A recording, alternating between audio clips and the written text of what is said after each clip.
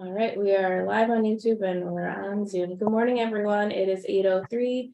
I'm Deanna Diamore, Director of Health for the City of Norwalk. I'm gonna call the Board of Health, the June 27th, 2023 Board of Health meeting to order. Present, we have board members Terry Quell, Norman Weinberger, Ken Lalim, Joan McNeil, and Janet Karpiak. And we have health department staff. We have Dr. Reed. We have Daniela Fignon, Brian Weeks, and Megan Fogno. Good morning, everyone. Good morning. The first item on the agenda is the approval of the April 25th, 2023 meeting minutes. Do I have a motion? I move. Dr. Weinberger, do I have a second? I will second. Thank you. Any discussion on the minutes? Any corrections, additions? No. All right, hearing no discussion, I'll call for a vote. All those in favor say aye. Aye. Aye. Any opposed? Abstentions? All right, minutes passed. Thank you, everybody. All right, the second item on the agenda is the director's report. So wanted to let everyone know that Adrian, who's worked part-time for a while, he was our former relocation officer. He used to work full-time, and then he worked part-time, who's also assisted with our eviction services. He's officially retired. And so we're taking a look at that job description. He had many years of service at the health department. We're really thankful for everything. He had been in the social services department many years ago. And then when social services became regionalized, he then came to the health department and did a lot with relocation, eviction. And then he also did health inspections, food. So he did a lot for the department. So we're thankful for all his years of service. But we're looking at his position and what it will look like moving forward. And so we're looking at, again, assistance for relocation and eviction for Bill and his staff, but then also thinking about lead inspection as well, because as everyone has probably heard that the blood lead levels, the action levels have been reduced. So there'll be more inspections that are required for us. And so we're thinking that also could be a good position to provide additional support for a lead poisoning prevention program. So we're currently working on that job description, and hopefully we'll have that posted soon so that we can get additional person on our team. We also are working on posting a part-time position to work with Brian. It's a public health specialist position, but focus on being like an analyst to assist Brian with data and also like with GIS capabilities we're hoping for. And so that position is grant funded, but we're hoping to bring somebody on to assist Brian with his work. So we're working on that, and we'll share the postings once we have those out. We also are busy with our strategic scholars projects. You may recall that we were one of 5 projects or locations selected across the country to participate in this program.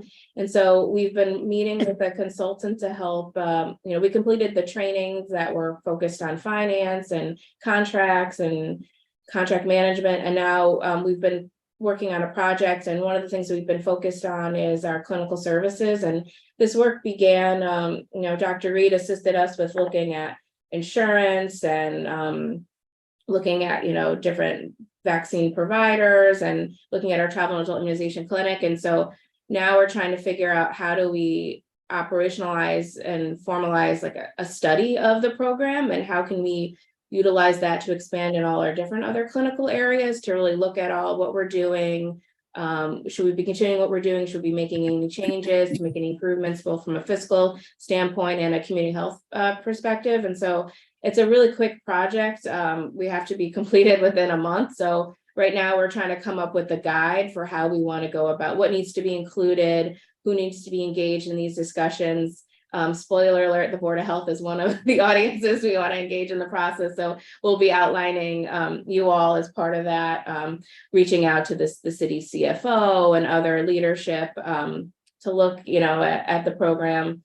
And so really want to thank Aniela, Brian, Megan, and Darlene, because we're the ones that are, participating in the project itself, but then we're going to be pulling other people in as well to continue it. So just wanted to give you that quick update. Also wanted to let you know that the commissioner had her semi-annual meeting last week that for local health director, so I attended that, and I was asked to present on how Norwalk spends our per capita funding.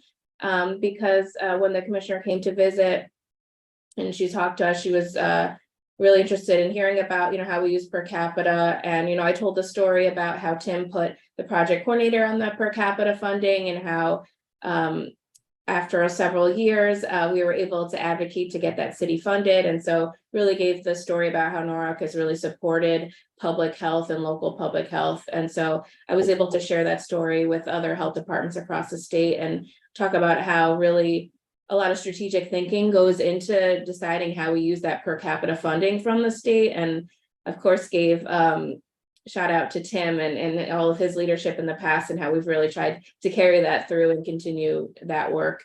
And so that was a great opportunity. And then I also want to let you know, as you know, I've been serving as the president of the Connecticut Association of Directors of Health. Tomorrow, I will be officially the immediate past president, so I'll be passing the reins on to somebody else. So I'm thankful for the opportunity to serve, but I look forward to supporting the future leaders of the association. So those are my updates. Any questions? No, that's good. All right. Okay, hearing none, I'll move on to the next item on the agenda, which is the reappointment of our medical director.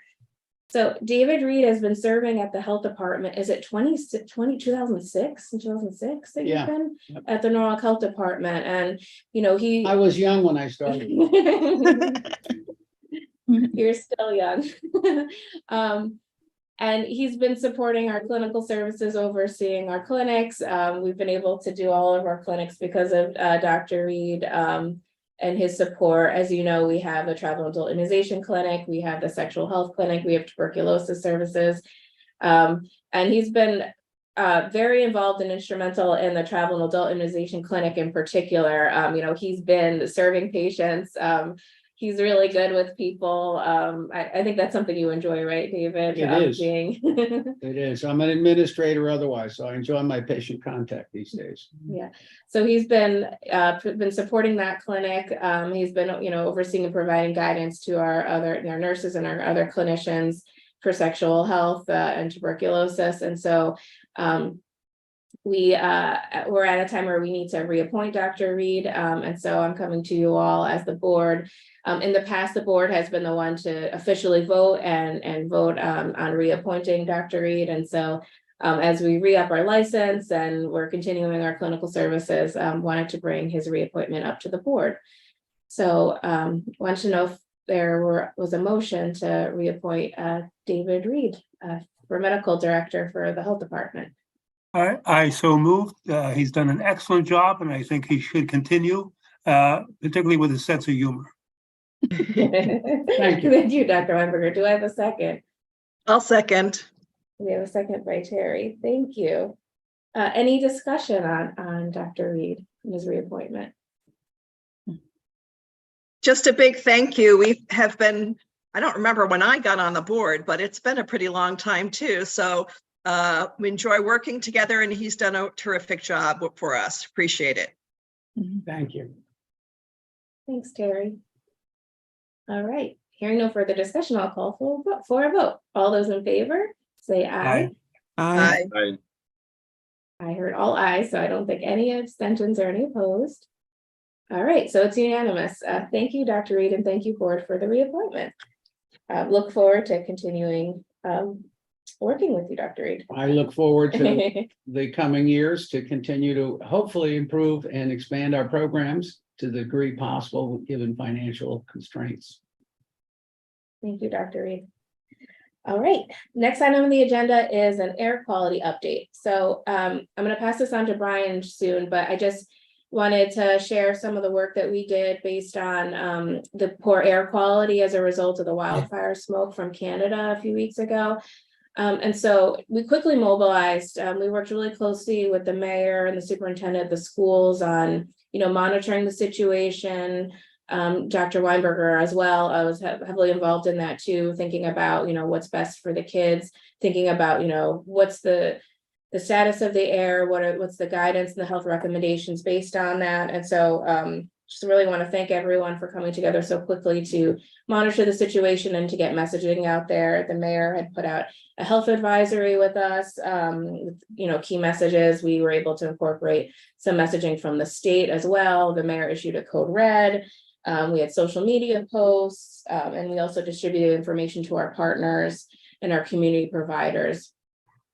At the same time as all this was going on, Brian was working in the background thinking about, how do we create a space for this information to just exist on our website and to be there as a place where people can go to get the latest information and data on it. So similar to the COVID Data Hub, you might remember we used to do those continuous updates on social media messages. And then when Brian came and he elevated the work, he's able to create that dashboard and data hub for us. And so he quickly put together an air quality monitor hub, and now that's on our website so that we can monitor the situation moving forward if events like this happen. Knowing climate change and health, it's something that we're very much paying attention to. So I want to pass it on to Brian to show you the great work that he's put together. All right. Yeah. Thank you, Deanna. Thank you, everybody. So let me just jump right into it really quickly because I know we have a packed agenda. So let's see. So what you guys should be seeing now is the NOROC Air Quality Monitoring Hub. And so it's a little bit of a long name, but it just kind of emphasizes the point. And so this is accessible to anybody in the public, and especially obviously the NOROC community at norocct.gov/air. We try to make the simplest URL that we could. And so again, it just kind of starts off with some visuals and some quick, quick way to orient oneself in terms of what to anticipate and expect with this page. And so that's going to be showing anything as NOROC specific as possible, or at least regionally specific in terms of the AQI, the Air Quality Index. Along with some general guidance and the ability to sign up for some alerts just to stay in the know, because this is obviously on a daily basis an ever-evolving process. And so with that said, jumping into the initial part, this is the AQI kind of readout. And so what you'll see on the left-hand side is the current situation in terms of NOROC's AQI. And so right now we're actually experiencing moderate activity. And so that's just something to kind of keep an eye on in terms of, the activity right now. Typically, as you can see in the middle infographic here, this is the way to interpret this in terms of the colors. And so, typically orange or higher, creates obviously a more response in terms of, especially for orange, unhealthy for sensitive groups. And there's some more details about that later on in this webpage. And then on the right-hand side, this little infographic here is just the forecast of what to anticipate, broken down by, ozone and PM 2.5. So PM 2.5 is particulate matter 2.5. It's, been implicated in many studies. In terms of exacerbating, respiratory conditions and resulting in other kind of manifestations, because it makes it into the lower respiratory system. And so it can irritate the lungs quite a bit, and then obviously even cause cardiovascular and other effects too. And so it's very important to keep an eye on it. And so that's something that's been produced as a result of the Canadian wildfires as well, and making its way all the way here to even the Northeast. So with that said, this infographic you can click, you can learn more about air quality. And this will link out to the EPA's, Air Now website, which has been really the de facto resource for most of what you're seeing on the webpage. This is, again, just a way to compile and have everything on one webpage, as opposed to having and expecting the public to go to multiple web pages and piece it all together. We're piecing it all together for the public. And then so with that, there's the more detailed table or chart just to interpret these colors. So green, yellow, orange, red, purple, maroon. And you can see how it associates with the AQI, and then also subsequently what it means, and in terms of just general guidance of what individuals should do, and especially in terms of risk effects, health effects. So with that, also you want to take in the perspective of the national and the state perspective too, in terms of AQI. So as you can see here on the left-hand side, the current air quality, and you can see how Chicago's not doing so well. They're actually in the red in terms of the air quality at the moment. Then you can also see the air quality forecast and what's going to generally play out for the remainder of the day. But it seems like the Midwest definitely is going to get hit quite hard. But you can see also relative to us, we do have that little bit of moderate activity relative to some air quality. So that's just something to kind of keep an eye on. And this is just a great way to kind of see that. And then with that, we also, with permission from Hearst Media, they have a really great infographic showing AQI. But then also, if you click here, you can also see the wind currents. So you can see the direction and the speed that the wind is blowing as well. So you can kind of piece it all together and see how this is all impacting us. And you can see how the wind currently is blowing somewhat to the northwest of the state.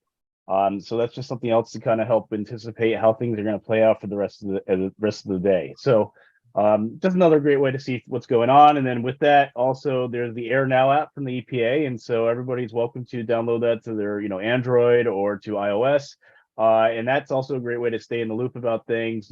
Track the smoke plumes, should there obviously be additional plumes that make their way our direction, as well as just other up-to-date forecasts. And then again, just kind of piecing together air quality and health. Again, that can exposure to air pollutants can obviously manifest in headaches, irritated eyes and sinuses, fatigue, difficulty breathing, chest pains, asthma attacks, irritated throat, and increased coughing at minimum. And so it's just something just to kind of really educate the community as well about how everything's interconnected in that nature. And then also some general guidance what someone can do to reduce their exposure outdoors and indoors. So again, first of all, is knowing what the situation is so you can react accordingly. Then also, you could choose to wear a mask, especially obviously somebody who's sensitive to these particulates, say if they have asthma or they have COPD or other kind of respiratory conditions that would be easily exacerbated even at low levels or quantities, they can kind of wear a mask respectively. And then typically that is recommended to be an N95. That would be much more effective than say a surgical mask. So in some ways kind of mirroring the guidance even with like when we were talking about COVID all those years. And so in that sense also rescheduling and modifying outdoor activities to reduce exposure. And then indoors, obviously closing the windows and exterior doors to reduce the ability for that air externally to make its way internally in the facility. And then also keeping the space purified really is the big thing. Air purifiers that are rated to actually address this, updating HVAC units and cleaning HVAC unit filters that are appropriate to actually be effective against air particulate, and especially PM 2.5. So that's going to require at least MERV 13 or better. But the catch is also certain air handling systems can only tolerate certain efficiency levels, and so that's something also to explore as well. Whether it's a residential or a commercial facility. And so yeah, that's kind of just the general guidance. Again, a reminder: call 911 if somebody is experiencing any sort of difficulty breathing associated with the air quality. And then finally, just like the alerts. And so the city has a couple of alert systems, so just making the public aware of this. So number one on the left-hand side here is the Code Red system, which is all the emergency alerts. So definitely being signed up for that and creating the profile online. And so this directly links out to that. Then there's the Notify Me for the city that also kind of links out to any committee meetings or anything else that might be going on in general news. But also it does include some emergency notifications. And then finally, I think it's a really great resource. This is the EnviroFlash from the EPA's Air Now. And basically you could set a threshold. So if you choose orange or you feel it's more appropriate to use red or even yellow, you can set the threshold for when alerts will be made to your attention. And, again, our air quality monitor sensor for our region is in Westport. So very fortunately, very close. And so it's a good indicator still what's going on. And then so you can kind of get these notifications. And again, the general guidance that Air Now would even provide. So you'll know right away as soon as they detect that, things are shifting or getting worse. And again, that will be the current situation and forecast. And then also just additional resources that contribute to this. And then finally, the social media profiles for the city, the city health department, and then also Air Now just to stay in the know should, obviously anything change or be other contributors enter the arena in terms of affecting air quality. So that is the Air Quality Monitor Hub. Again, norwalkct.gov/air. Please spread the word, but this is a great way to centralize all this information and, be able to stay on top of things because it gets updated in real time. Thank you. Wow, I am so impressed with Impressed. that. I had not seen it. It's thorough, it's complete, it provides information on a real-time basis, it updates. I'm going to share that with a few other people I know in adjacent towns, shall we say. I think because it really serves the whole area. Yeah. There's not a lot of difference between the towns here. So that is just phenomenally thorough and complete. Yeah. Mhm. And as Wow. always, a well-done project by Brian. Yeah. Absolutely. Brian, that's amazing. I'm blown away. Oh, thank you. And again, this is an attempt to just empower the community to have all this information at their fingertips and, save them the hassle of going through all these multiple web pages. Because, sometimes there's a lot of great resources out there, but they're all on different web pages with different URLs, and it's hard to dig it up and find it. So, again, I did the legwork for that, just so it's all here in one place. And he did this over a couple days, I think. Like it's amazing. Thank you, Brian. It's terrific. Really. All right. So Brian's up next on the agenda again to give his epidemiology updates, and we're adding some informatics in there as well. So Brian, passing it on again to you. All right. Well, how again? So thank you. All right. So I know I took some time with that, and I actually do want to cover quite a few things relative to the epi and informatics update. So really briefly, we'll be covering respiratory illnesses. Then we'll be covering Mpox. So just a little update in regards to that. We'll also be talking about mosquitoes, because I think it's something really important just to keep on our radar, given the wet and warm weather that we're experiencing right now. Then I'll also be talking about a couple of CDC HANs, which are health, alert network messages, just generally for clinicians, but also for our general awareness. I think it's important because, the summertime has unofficially started, so to speak, in terms of just the different surprises that may be coming. And so just being ready for it as we kind of learn about these new things. And so with that said, I'll also be mentioning about the informatics side that's going to be kind of playing into this briefly. But yes, again, a lot to cover, so I will be moving quickly. But I will attempt to summarize as well. So with that, I'm going to start sharing my screen. So right off the bat, we're going into the COVID situation, as mentioned with the respiratory illness. Really, overall, a very good situation with the updates. And these are the new hospital admissions per 100,000 for the current week. And you can see how the Northeast is in the green, so we're less than 10, as well as the majority of the country. Only a few counties really that are experiencing this in the Midwest or the South that are having even just medium activity, not even high activity. So right now it's a very good COVID situation for the country in general, when you look at it, especially from a hospital admission rate perspective, which is one of the better indicators at this point. With that also is, just looking at, kind of what is the subvariant situation relative to COVID. And we can see it's still XBB.1.5 at the majority, but it's a slim majority now. It's at 27%. So we got quite a few other players in the field as shared in the past. But there's a lot more that keep entering. So we got XBB.1.16, XBB.1.9.2, XBB.1.9.1, XBB.2.3, XBB.1.16.1, and there's a bunch of others at less than 2% in proportion relative to the recent week forecasting model. But as you can see, respectively, for the ones I just shared, it's around 20%, 13%, 11%, 11% also as well, and then like 10% for eventually XBB.1.16.1. So basically, we have a lot of competitors in the field. They're fairly close to each other. The one thing they have the advantage over XBB.1.5 is they're slightly more infectious, and that's why we're slowly seeing this change or turn here. And so as you can kind of see here, relative to a regional perspective, it's quite a colorful pie chart relative to the regions. Again, region 2 is usually the better indicator of what's going on here in Norwalk, which includes, it's New York, New Jersey, U.S. Virgin Islands, and Puerto Rico. But as you can see, almost 3/4 of that are these new subvariants, a mixture of them. With XBB.1.5 somewhere around just 1/4 of that. So again, there is that transition that's occurring, and like I always mention, there is some collateral damage we should anticipate, where there's going to be some increased exposure or risk given this higher infectivity relative to these subvariants, but nothing astronomical as we're seeing, because things are pretty calm right now relative to COVID, and especially because we're also experiencing some very nice and warm weather, and so again, nationally speaking, it's still, 3/4 in terms of these new subvariants entering the picture. So this is something very much to keep an eye on, especially as we anticipate a new vaccine formulation down the line for this year. And then forecast right now for the models for COVID, pretty much baseline. So everything's kind of showing that, we're at the baseline. Things aren't shifting or changing rapidly, at least anticipated going into July. So that's good news.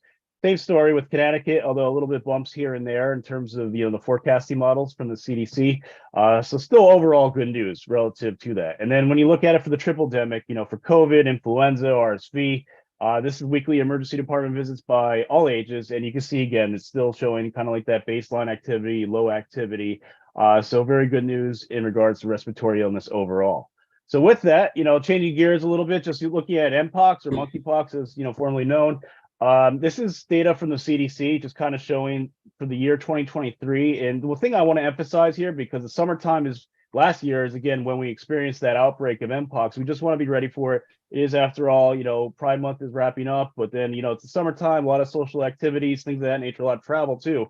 And so as you can see here, we've been having consistent activity of, a handful of cases popping up over, recent months, but also just generally for the year as well. So it's not something to overlook. Again, this is national data, but still, this is also implying that, there's some things happening in our region, as well as even, maybe very, very rare cases in Connecticut, but still, fortunately, nothing in Norwalk, but at the same time, we want to just be ready for it. And so we definitely have prepared ourselves. And that also leads to the very important point about there's, along with general practice of prevention measures and common sense to reduce one's exposure, vaccination. And so there's the Jynneos vaccine, which cross protects against Mpox. It's a 2-dose series, so it's important and serious for one to get to those 2 doses, not just stick with the 1 dose. But nonetheless, the CDC put together a really great locator to find clinics where one could, if they're at greater risk of exposure, or just feel they might be best apt to receive this vaccine, they could just go find these clinics, follow up with them, and receive those 2 doses. And so rather err on the side of caution. And again, one could put their zip code and then the search radius they would like to find, and then they could find a clinic that would be best apt to provide them with this vaccine. And so that's going to really help prevent partially against the transmission, but also more so against the severity if somebody does get exposed and experience this illness. So that's just really important. And again, what to keep in mind and keep an eye out for is, there's a very generalized symptoms that one presents with, fever, malaise, things of that nature, pain in certain regions, but then also the stereotypical thing, the very notable thing relative to Mpox is a rash that does produce a lesion. And, sometimes that may spread to some degree on certain parts of the body, but then that's something definitely to follow up with a healthcare provider and follow the prevention measures to not run risk the exposure of anybody else, but also then subsequently, should somebody test positive, doing the contact tracing to see if anybody else, where they acquired it and who they might have exposed during the infectious time window. But again, those at highest risk, generally speaking, are men who have sex with men. Again, from the outbreak last year from the state of Connecticut, that was about 90% of cases that presented. So, very strong correlation there. And so just wanted to kind of just emphasize that point because we're still in the midst of, we're not even officially in the summertime yet, right? And so it's really important just that we get through this, this year, just avoiding those unnecessary exposures and also the severity of risk should somebody not have been vaccinated appropriately. So that's that with Mpox. Now switching gears again to mosquitoes. This is just the mosquito surveillance that the Connecticut Agricultural Experiment Station does. Just want to make you aware that mosquitoes have been collected at these sites, although it's a very low volume relative to the 2 sites that are in Norwalk and Cranberry Park, Roy and School. So far, all have tested negative for any of the viruses of concern. There has been one in the state of Connecticut that has tested positive for Jamestown Canyon virus. That's in North Haven. But other than that, so far it's still earlier in the season, but I just want to warn again, with this very warm weather and wet weather that we're experiencing with rain here and there, it's going to create more opportunities for obviously more puddles and other sites that mosquitoes can grow, lay eggs and grow in, and so therefore expand their territory and volume. So that's something to be ready for again. And, that ties into the general prevention measures, using appropriate insect repellent that's EPA registered and appropriate, wearing certain clothing that may be better, especially at certain times of the day to avoid that risk of getting bit by mosquitoes. And just other kind of common sense processes that may be helpful to protect oneself.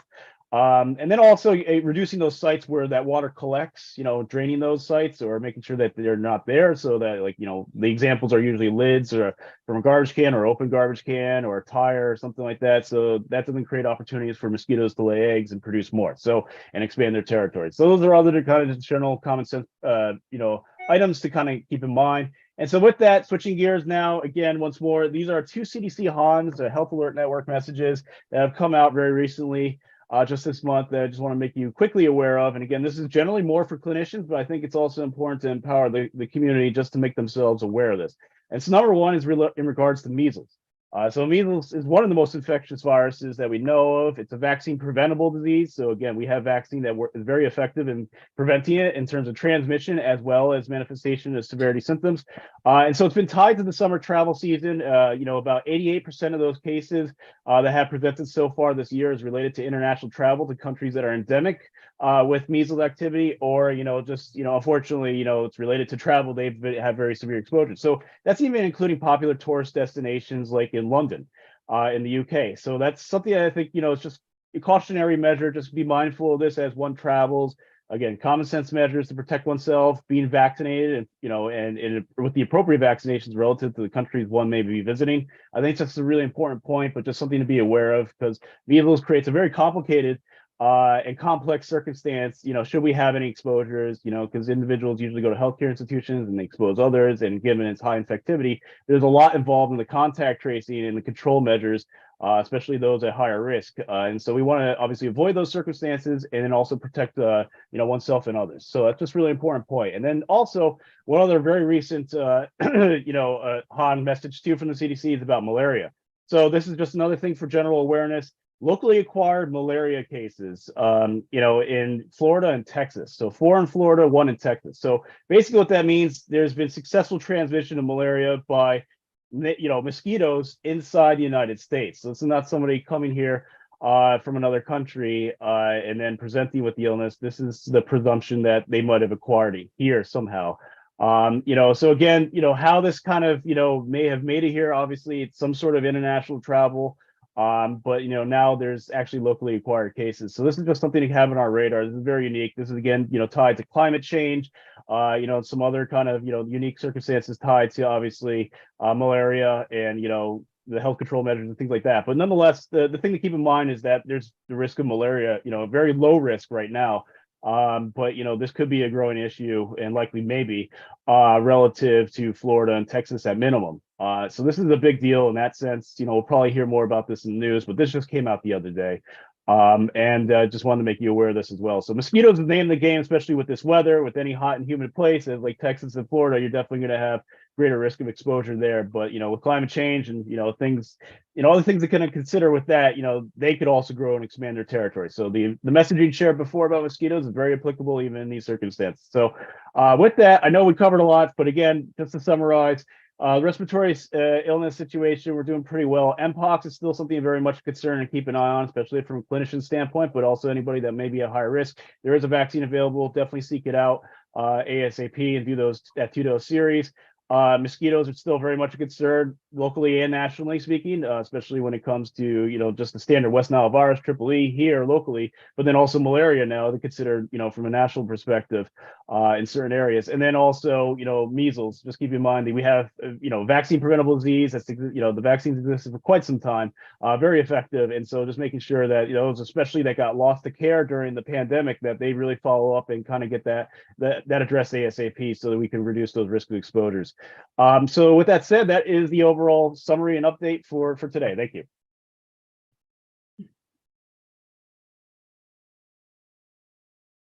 Thank you so much, Brian. Does anybody have any questions? Just a quick, yes, any update on tick-borne disease in Connecticut? Yeah, so ticks are still very much an issue as well. So vector-borne disease is the name of the game.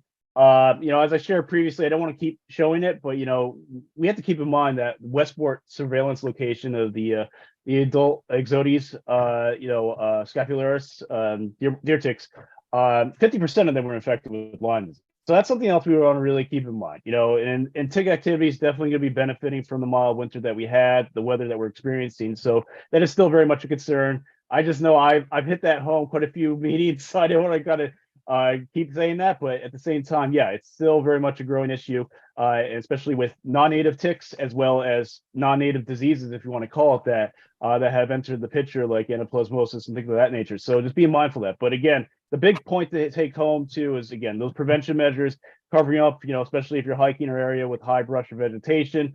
My big thing is just keeping an eye out for pets, really inspecting oneself, but then also one's pets to see if they're picked up any ticks, and especially behind the ears, the legs, places that you typically wouldn't be checking. But that's going to be really important. And then insect repellents would also apply relative to ticks as well, because we want to reduce their territory, but they've definitely benefited over the years from, even climate change, if we want to tie it back to that in terms of, just these mild winters that we've experienced that don't really adequately reduce their population. But again, 50%, of those adult deer ticks, were infected with Lyme disease. So that's very concerning. So again, that's pretty high risk. If you do get a tick and you're bitten, the odds are, and that's why you would get that prophylactic treatment, that you might have been exposed to something that it may be carrying.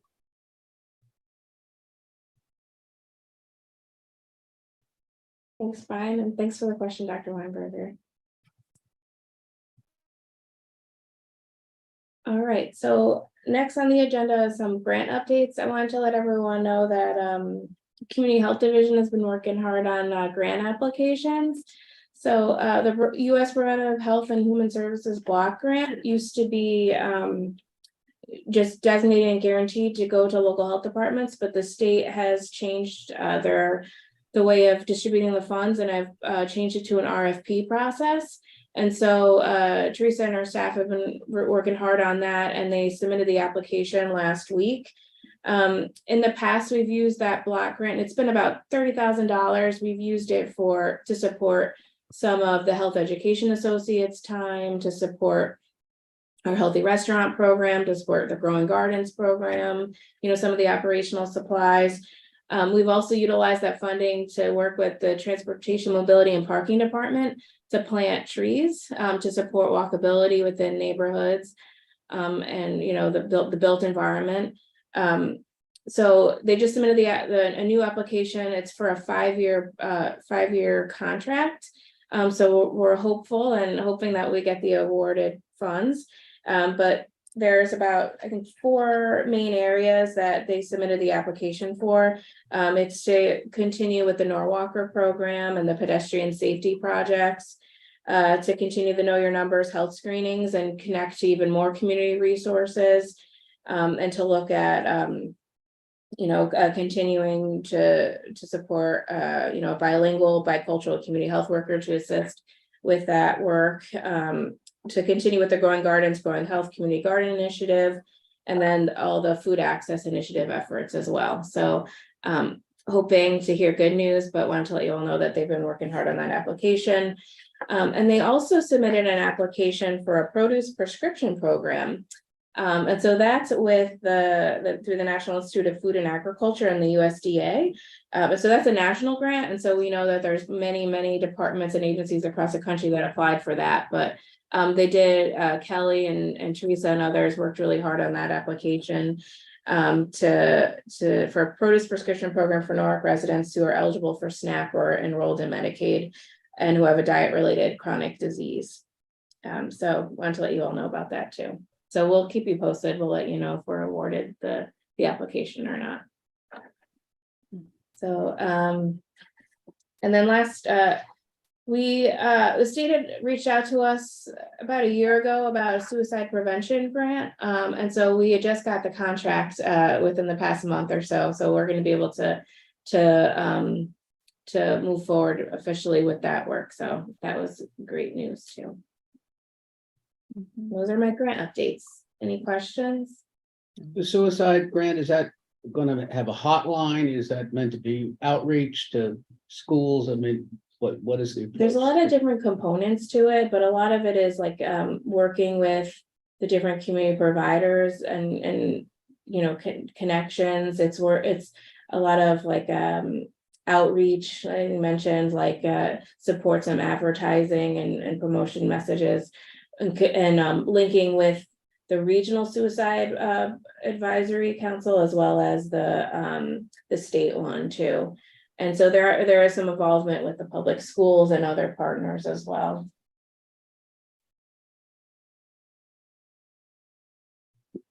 All right, the last item on the agenda is public participation. I don't see anybody who's on the meeting though. Is that correct, Daniela? That's correct. All right, so no public participation today. So anything else before we wrap up? Yeah, I just wondered, do we have any update on the food safety restaurant ratings program? I know that everything's being overhauled. Yeah, so I don't have any specific updates related to any so some of the other departments are interested as well, like in about like updating the program, but there hasn't been a lot of movement lately on it. It's been mostly focused on the transition to the FDA food code, getting really comfortable with the program, getting the restaurants and the food establishments comfortable with it. So we're still in that phase now where we're transitioning, and then the next step will be to look at the inspection program. But I can also follow up to see if there's any updates, with other departments. But I think mostly it's been focused on just training on the FDA food code itself.